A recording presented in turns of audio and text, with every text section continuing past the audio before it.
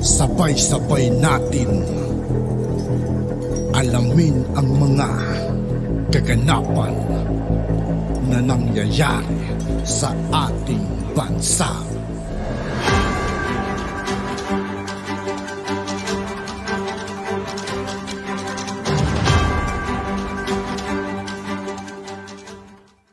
Yo, what's up mga kaibigan? This is I2K po again. Ngayon nandito ulit tayo sa channel ni Banat News Update. Dito naman ulit tayo magbibigay ng komento at reaksyon. Kaya samahan nyo ako guys. Let's go!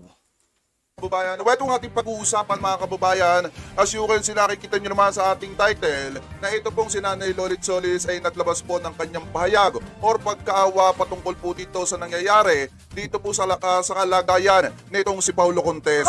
Dito mga kababayan, may napansin din po tayo na isang interview dati nitong si Mayor Bullet Talusos ng Dapitan patungkol po dun sa Itbulaga mga kababayan, at doon napansin natin na medyo may mga ilang sablay. Patatalakay at patatalakay din po natin yan dito. So ito po pag-uusapan natin, napakaganda po nito dahil may inilabas po itong si Nanay Lolit Solis sa kanyang Instagram patungkol po dito sa pagkaawa niya kay Paulo Contes dahil sa kalagayan po nito ngayon. At dito mga kababayan yan, as you can see naman, favorite nilang tirahin si Paulo mga kaibigan, ano? meron tayong hihimayin na interview nitong si Mayor Bullet ng Dapitan na talagang masasabi natin yung ibang mga sagot dito ni Mayor Bullet talagang may pagkasablay. So umpisa na po natin itong ating pagtatalakay patungkol po mga kababayan dito sa sa inilabas na post nitong si Nanay Lolit Solis na nagpapahiwatig po ng pagkaawa kay Paulo Contes. So sabi po dito sa balita mga kababayan, may galab shoutout po sa inyo. Sabi po dito, Lolit, awang-awa kay Paulo Contes. Siya ang punching bag ng grupo po nila. So ibig sabihin, ang nangyayari po na pan-shield ng Generic Tate Bulaga, walang iba kung hindi etong si Paulo Contes mga kababayan. Kasi ito yan. Hindi nila tinatawag na fake mga kaibigan, ano, kasi makakasuhan daw. Kaya ang ginagamit nila ngayon yung salitang generic. Post nga lang o August 1, kung makikita po ninyo August 1, 2023. Ang nagsulat po ito si Nicole Teres Marcelo mga kababayan. So sabi po dito, basahin natin ang nilalaman ng sinulat niya. Sabi mga kababayan dito, awang-awa raw si Lolit Solis kay Paulo Contes dahil ito raw ang tumatanggap ng lahat ng suntok o basing na nakukuha umano ng Itbulaga. So kung makikita nyo naman, diba, ilang araw yung lumipas, lalo na pag naglalabas si Paulo Contes ng mga patama or pasaring dito sa TVJ, talagang nababatikos po siya. Ang problema naman po kasi, kaya nababatikos itong si Paulo Contes, kasi nga meron siyang mga binibitawang salita na napapansin ng taong bayan na talagang may pahapyaw, may tama dito sa TVJ. Kaya talagang may talaga sa mata si Paulo pag ganyan mga kaibigan, tapos magpapapyaw siya sa TVJ. Wala talagang lalamunin siya ng mga basher. Ibabash talaga siya. Nakakaawa man siyang tingnan mga kababayan. Nakakaawa man na pagmasdan itong si Paulo Contes na binabatikos ng taong bayan, nasa sa kanya din naman po yung problema. Bakit? Kasi unang-una mga kababayan, kung hindi siya nagbibitaw ng mga pasaring parinig sa TVJ mga kababayan, katulad ng sa 44 years anniversary, hindi po siya mababatikos at hindi po siya pag-iinitan ng publiko kung hindi siya nagbibitaw ng mga pahapyaw sa TVJ. Kasi alam nyo naman, lalo na yung mga solid TVJ, talagang magre-react at magre-react po diyan. At lalo na ngayon na may malaking usapin sa pagitan po ng TVJ at saka po nitong Generic na Itbulaga, nitong Tape Incorporated. So sabi pa dito mga kababayan, alam mo Salve, awang-awa naman ako kay Paulo Contes. Siya ang punching bag ng grupo nila sa fake o second Bulaga. Kasi nga, siya ang pinaka parang leader ng grupo, kaya siya ang tumatanggap ng lahat ng suntok o bashing. Alam nyo, dito pa nga sa binitawan ni Nanay Lolit Solis na pahayag mga kababayan, makikita nyo pa nga dito yung tama sa Itbulaga. Kasi tinawag niya ito mga kababayan, eto nga o punching bag sa grupo nila sa fake o second Bulaga. Makikita nyo mga kababayan dito sa binitawan ni Nanay Lolit Solis na ito, itong fake or second Bulaga, talagang tama rin dito kay Paulo kung tutusin. Kasi nga naman, kahit anong gawin po ng Generic na Itbulaga, ang tingin pa rin talaga ng publiko po sa kanila, hindi mababago. Ang tingin pa rin po ng publiko sa kanila, walang iba kung hindi.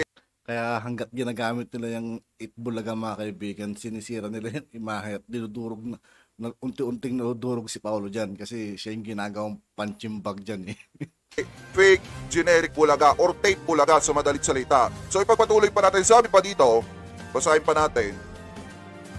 Eto, Kasi nga, siya ang pinakaparang leader ng grupo, kaya siyang tumatanggap ng lahat ng suntok o bashing. Okay lang basta hindi nakakapikon ang mga salita, pero mas madalas na hindi mo na halos matanggap ang mga binibitawan nila against Paulo Contes. Whatever the reason, sige palampasin na lang. Saan nila ulit sa kanyang Instagram post nitong Lunes, Hulyo at 31. So yun po yung sabi na ni Lorit Solis, buti daw kung yung mga binabato kay Paulo Contes ay hindi masakit. Alam nyo kasi ganito yan, paliwanag ko po sa inyo, kung si Paulo Contes, mga kababayan, nasasaktan sa ibinabato ng taong bayan sa kanya, mas masakit po sa TVJ yung mga binibitawan niyang salita. Lalo na, mas masakit sa mga supporter, mga tagahanga ng TVJ, yung binibitawan ni Paulo Contes na salita, yung mga parinig niya. Yung mga fans ng TVJ, mga kaibigan, minsan nakabasa na ng comment, talaga ang sasakit din nila mag-comment sa tungkol kay Paulo, mga kaibigan, na halungkat din kahit yung totoong buhay niya, mga kaibigan. Kasi yung problema niya sa mga anak niya, About 44 years anniversary, mga kababayan, at yung mga parinig niya na hindi sila fake bulaga. Kasi nga sabi ko sa inyo, kahit anong gawin ng mga ito, hindi mababago ang tingin ng sambayan ng Pilipino na fake po sila, fake bulaga po sila. Ano po, hindi naman kulay below, so sinasabi lang natin yung katotohanan na fake bulaga po sila. So ngayon, mga kababayan, sabi pa dito, basahin pa natin, basta gusto niya, ginagawa niya, masaya siya sa grupo niya, go lang eh. Ano ba kung siya ang sacrificial lamb? Okay lang na tanggap siya ng bashing at puna, trabaho lang, walang personalan, dagdag pa niya. So sa madalit salita pala, mga kababayan, na ito pong si Paulo Contes, ang nangyayari po kay Paulo ngayon is parang nagiging sacrificial lamb po siya. Ano po, nakita nyo ba na binatikos ng matindi ang mga halusos? Hindi. Sino nababatikos ng matindi dito? Walang iba kung hindi etong si Paulo at saka po itong si Buboy. Pero si Buboy, hindi naman si Buboy mababatikos kung hindi lang siya ng babastos. Pero karamihan mo, mga kaibigan, talagang binabatikos talaga nila dyan si Paulo talaga. Pangharang ng tape bulaga. Ewan ko bakit trip na trip nila, mga kaibigan. Siguro, tama rin sinasabi dito, mga kaibigan eh.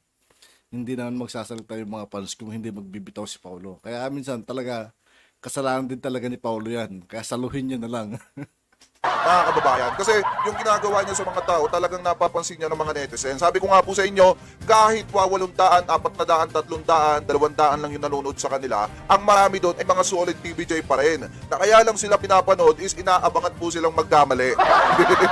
Di po ba? So ngayon, mga kababayan, sabi nga dito, trabaho lang, walang personal. Naiintindihan naman natin yun eh. Talagang sabi ko nga po sa inyo, di ba sinasabi naman natin, na kaya tinanggap ni na Paulo Contes, ni na Berong Sumaya, ni na Boboy Villar, yung pagiging host sa generic na Itbulaga, kahit alam nila na may possible na may masagasaan po sila, para sa trabaho po yan. Dahil may pinapakain or may binubuhay sila na pamilya po nila. So ngayon, ipagpatuloy pa natin.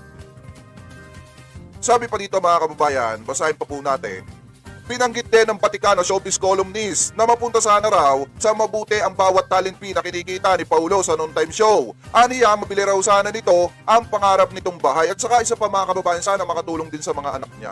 Ano po, kasi alam naman natin na si Paulo is meron po siya na mga anak na binubuhay. Kaya hindi po natin masisisi kung tanggapin niya ang trabaho ng pagiging host dito sa generic na Itbulaga. Ang problema nga lang, mga kababayan, kasi kay Paulo, kaya siya napapatikos talaga is yung mga pasaring, mga parinig po niya dito po sa TVJ. Ano po, alam naman natin, pagdating sa supporter ng mga TVJ, yung mga parinig niya, hindi talaga uubra yan. Pababatikos po talaga siya ng mga tagahanga ng TVJ. Lalo na tayo at nakaabang tayo sa kanila sa mga bibitawan nilang salita against sa TVJ. Hindi naman tayo papayag na mapapatikos lang ng ganun-ganun na lang ang TVJ. Ano po, so punta pa tayo dito. Sabi po dito, mga kababayan, basahin pa natin, eto, sana lang maisip ni Paulo Contes na dahil sa sakripisyo niya sa programa, iyon sana ang kikitain niyang TF mapunta sa mabuti. Sana ngayon makabili na siya ng bahay at maging maayos na ang kanyang buhay. Sakit sa dibdib ang isa sa nakuha niya dito sa Itbulaga. So sa madalit salita, nung pumasok po itong si Paulo. Hindi pa kasi nila palitan ng pangalan, mga kaibigan. Hindi pa nila ipaubayan na lang kasi sa tunay na may-ari yung Itbulaga. Gumawa na lang sana sila ng ibang pangalan Para kahit paano lang nababati ko sa nila, kawawa si Paulo. Contest, ang pinaka nakuha niya dito sa pagiging host po niya sa Generic Night Bulaga, walang iba kung hindi puro sakit sa dibdib.